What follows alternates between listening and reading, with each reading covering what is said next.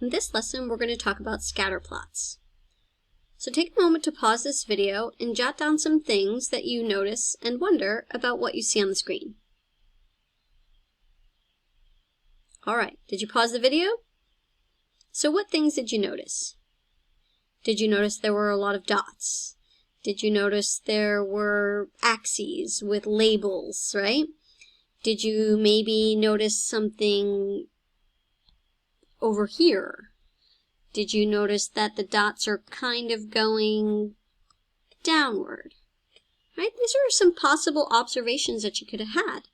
Maybe you wondered, what is this graph talking about? What does it mean? Right? So those are all things we're going to learn today about scatter plots. So before I get started, I want to talk about this for a minute because it's not really part of the lesson, but it is something you should have knowledge of. This is known as a break in the graph. So you'll notice when you make a scale, you always have to have a consistent value. Consistent means the same every single time. So you notice one box is 5, two boxes is 10, 15, 20, 25, 30, 35, 40, right? I can't go 10 and then go over to here and say that's 20. I can't have 3 boxes if I said the first 2 boxes were 10. Now you have to have a consistent amount of jumps. So what happens is, if I say that this first line is going to be equal to 40, then that means that every single box would have to be 40. So 40, 80, 120. And sometimes we just don't like that. It gets too high too fast, but we really don't have enough lines to give us a scale that we really like. So what you can do is you can create this break in the graph, which means, hey, reader, don't pay attention to this first section right here. It's not to scale. But everything else is going to go by the same consistent value. 5, 10, 15, 20, 25, 30, 35, 40, right? So we go 5 each time. So if you want your graph to go by 5s, but your first data value is really high, what you do is you create a break in your graph. It's totally legit, but if you forget to write it, then you've made an error, right? So you have to inform the reader that, hey, I have an inconsistency here, but everything else is good to go. All right, so hopefully you noticed about this scatter plot that the older you get in years, the lower your heartbeats per minute. Right? So hopefully you noticed that. The older you get, the less heartbeats per minute. All right, so that's basically called analyzing a graph. All right, so a scatter plot is a graph that shows the relationship between two data sets, and the two data sets are graphed as ordered pairs, right, on a coordinate plane. Most oftentimes, it's what we call a first quadrant grid, where all of the x-axis values are positive and all of the y value are positive, so it really limits it to the first quadrant. You notice over here, right, we talked about that. It's a break in the graph. So our data values are kind of high, but we want it to be fairly precise, so we don't want our boxes to go by 300. So if we want our boxes to go by 50s, but all of our values are above 300, we break the graph at the beginning. So sometimes real-life data, it doesn't always fall, like what we've been studying, on a perfectly linear straight line. Right? Sometimes the data is a little bit scattered around. So that's why we call it a scatter plot. Even though it doesn't lie in a straight line, you can still kind of describe this relationship, right? I know those dots don't fall on that line, but do you see how this is a positively sloped linear graph?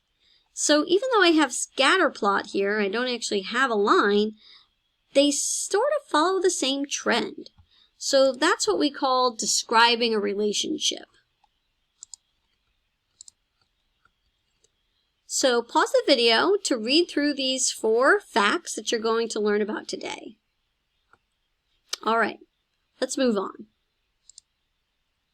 So on the last slide, I talked to you about words like correlation, right? So sometimes textbooks use the word correlation, and sometimes they use the word association.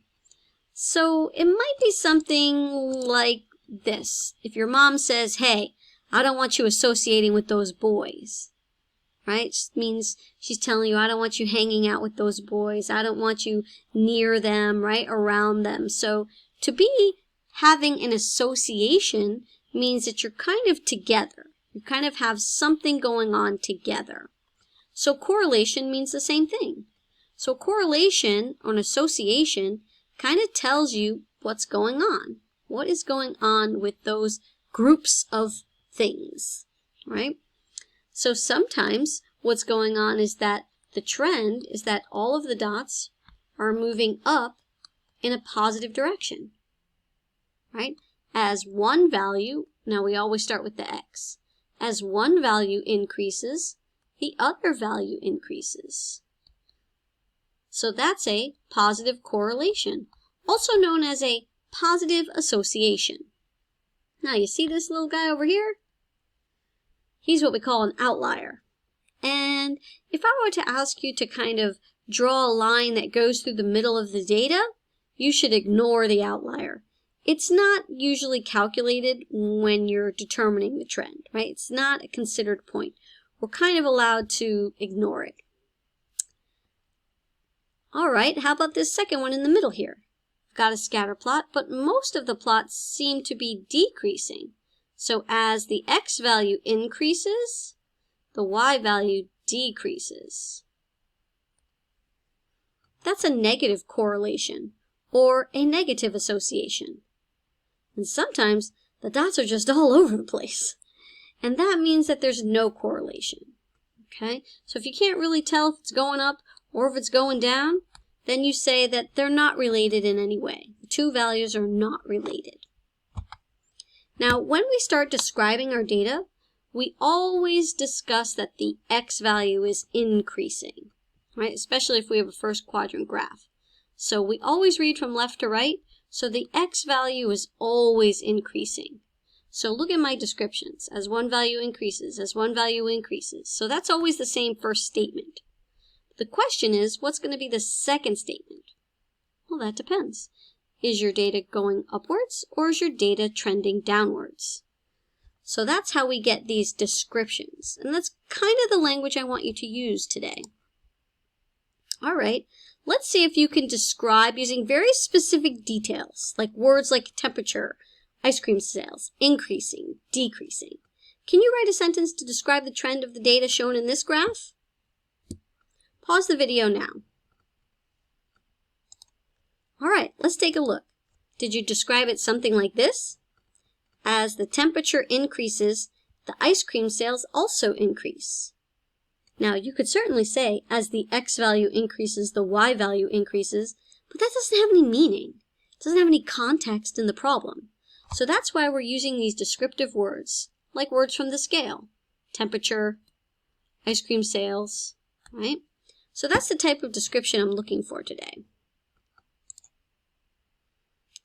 All right, so there are three ways in which you can describe the type of data you have. You can talk about its trend, which we sort of went over already. Is it related positively, negatively, or not at all? And we call those relationships correlations or associations. The next one is the shape of the trend. Now, generally, in your grade level, the shape is usually linear, but sometimes it's not. So it's something you want to pay attention to. And then there are the oddities, right? Those are some things, I showed you one, the outliers. Those are some things that really specifically characterize parts of your data.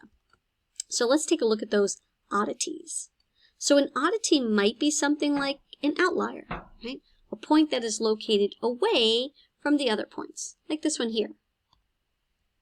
Another oddity might be a cluster. It seems like these points together are really kind of close. They're a bit closer, right? So that's called a cluster, a close grouping of points within the scatter plot. And then there's the last oddity. Sometimes there might be a gap, right? A distance between the data points in your graph. So we're going to practice this problem now. So circle and label some examples of the following terms on the graph. Now, if you're in class, you're going to do it on the whiteboard.chat file. If you're watching this video from home, you can just jot it down. Pause the video now. All right, let's take a look and see how you did. So an outlier would be this one here. A gap would be a space like this one here. And a clustering is kind of when things are a bit closer together, like maybe here, or even here. Those are clusters. All right, how'd you do? Great. All right, and the last one is the trend. Don't forget, there are 3 types. Positive, that's moving upwards from left to right. Negative, that's moving downwards from left to right. And then these crazy graphs right here, which don't really have any correlation at all. Now, another more specific description you can give is something about its strength. So let's talk about these 2 words here. Now, you can be positive, but you can be positive strong, or you can be positive weak. So let's take a look at a positive strong example. That would be this one here. And let's take a look at a positive weak. That would be that one there. And maybe you're kind of picking up on why this one would be strong and why this one would be weak. You see the distance between the points? The further away they are from each other, the weaker the correlation. Right, so this one's fairly strong. This one's not so bad, but it's pretty weak. This one actually seems like it might be even in the middle. You might call it moderate, or you might call it strong. Both would be correct. But this one, you can't call either. That has no correlation whatsoever. And hopefully you notice this one on the far right. If I were to draw a straight line, it really wouldn't go through very many points at all. But all the others, when I draw a straight line, it really does follow the trend of the data. So for this last one here, my shape would have to be a curve, which makes it a non-linear trend. All right, why don't you try labeling some examples that I have on the next slide. Again, you can label it as a positive correlation, a negative correlation, or no correlation. So in the whiteboard.chat, I have some vocabulary words for you to click and drag on top of the pictures. If you're at home, pause this video. All right, let's see how you did. This one is positive. This one is no correlation. This one is negative. This one actually is no correlation. This one here is negative. And this one here is positive. Hopefully you got them all right. All right, if your data actually has a correlation, that means it's either positive or negative association, you can actually construct a line of best fit. And that will allow you to assume more data points, right? So we can make assumptions about what the next data point might be if we extend the graph. So to make the most accurate predictions, we're going to use something called linear regression, but we'll do that tomorrow. Let's just get the basics of the line of best fit. Now, right now, in this graph, you have a scatter plot, and there is no line. Now, I can draw an imaginary line. I can draw one here. I can draw one there. I can draw one here. Right? They're all slightly different, but none of them would look like this. Right? That's not a line of best fit. That's a line of poor fit. So a line of best fit generally travels through the center of the data, and there could be slight tweaks, like the difference between this, oh, I was a little shaky there, the difference between that pink and green line, right? There could be slight tweaks. However, the general trend would be the same. So I've got 4 multiple choices here. Now let's see if you can come up with which one you think would be the best line for your data. So why don't you pause the video now and just think about it. All right. The first thing I want to do is start eliminating some choices. So the first thing I notice is that data is trending downward. So that means it's got to have a negative slope, which this one does, and this one does. But if you notice, this one's missing a letter. And if you're missing a letter, you're either horizontal or vertical. And I definitely don't want any of those. This one happens to be horizontal because yes, it has a Y. Yes, I could ski on it. So this one's out. All right. The next thing I want to look at is maybe these values here. Those are the initial y-intercepts. Those are the initial y-intercepts. So I'm going to get my line figure here, and I'm going to start like that. And then this one would be like that, just so I could have them the same. Just let's talk about these two. Okay, these two lines have the same slope, so I drew them parallel to each other. But one of them has a y-intercept at 75, and one of them has a y-intercept at 80. So I'm curious what your thoughts are. Which one do you think might be the better trending line? Now, I sort of just kind of willy-nilly drew that line. So let me back up a second. This is super important.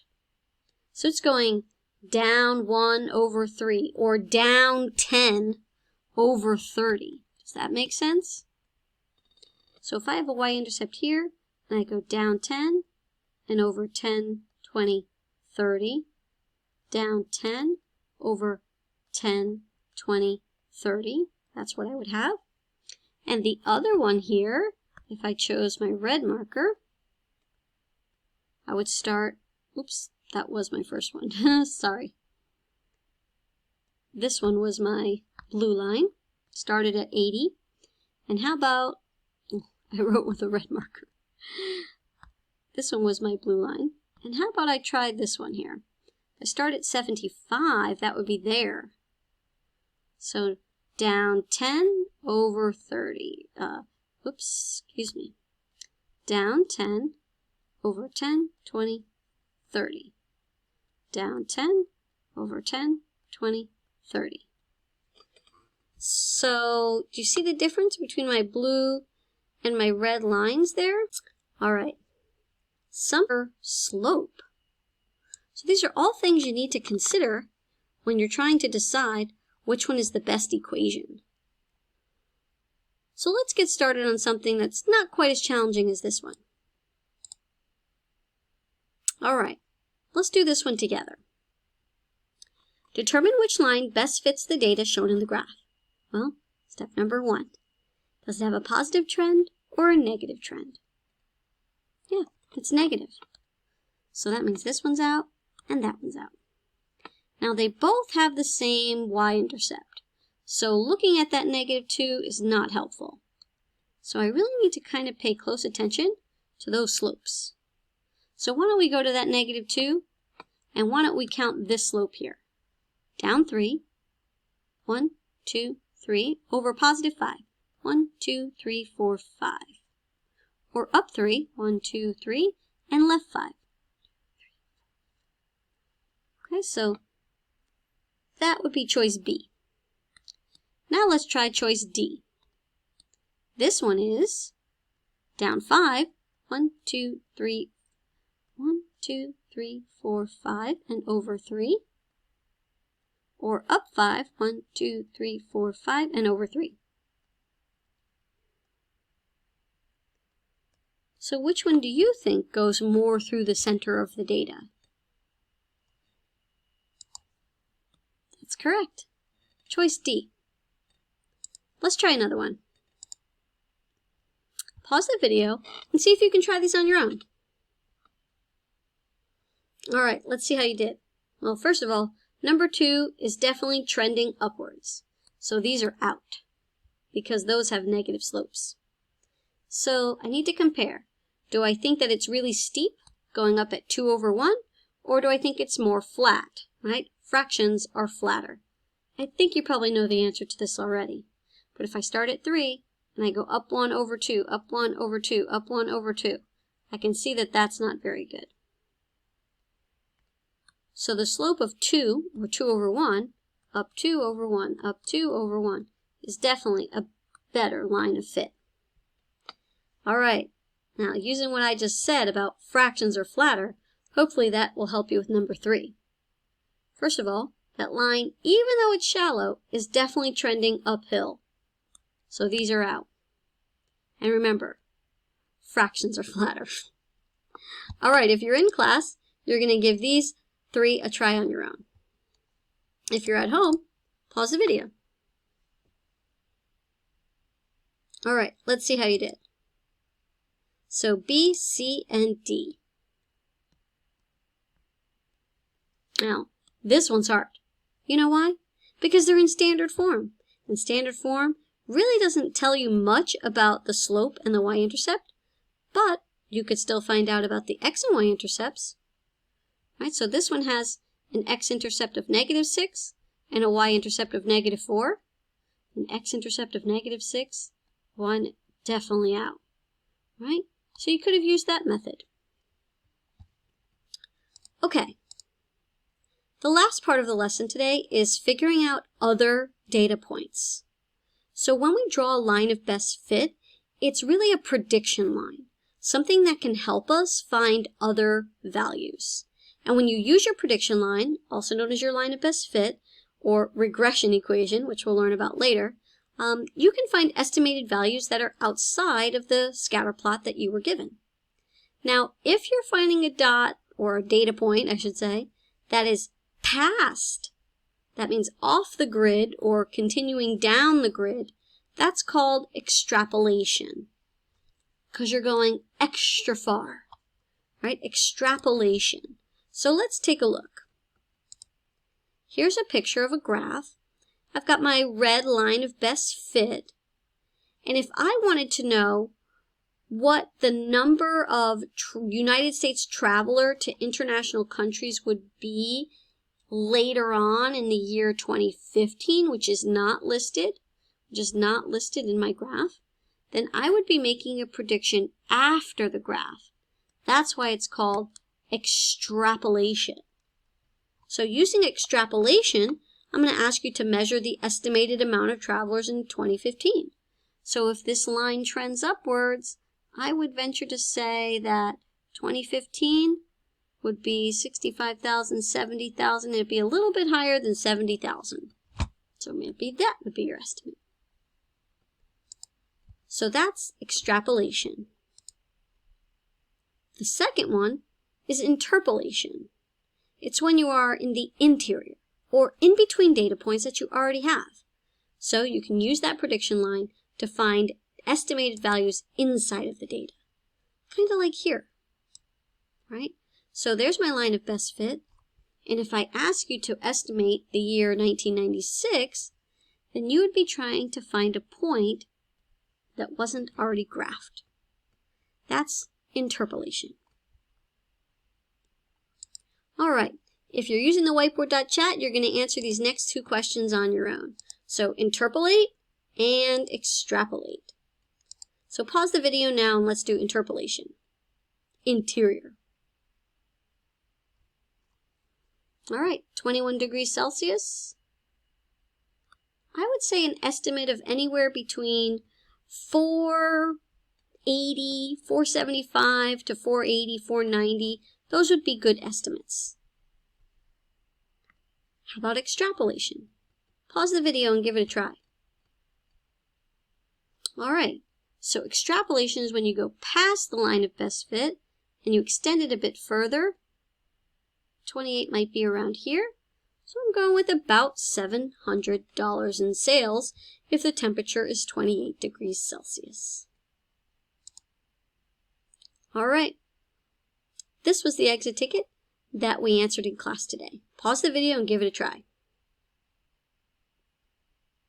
All right, if I were to describe the trend of this data, I would be looking for you to use these actual words. So you might say something like, as the minutes played increases, the points scored increases. That's how you would describe the trend. You wouldn't just say, it's positive. That has no meaning. So if you're describing this graph, you have to use the words that are listed on the axes.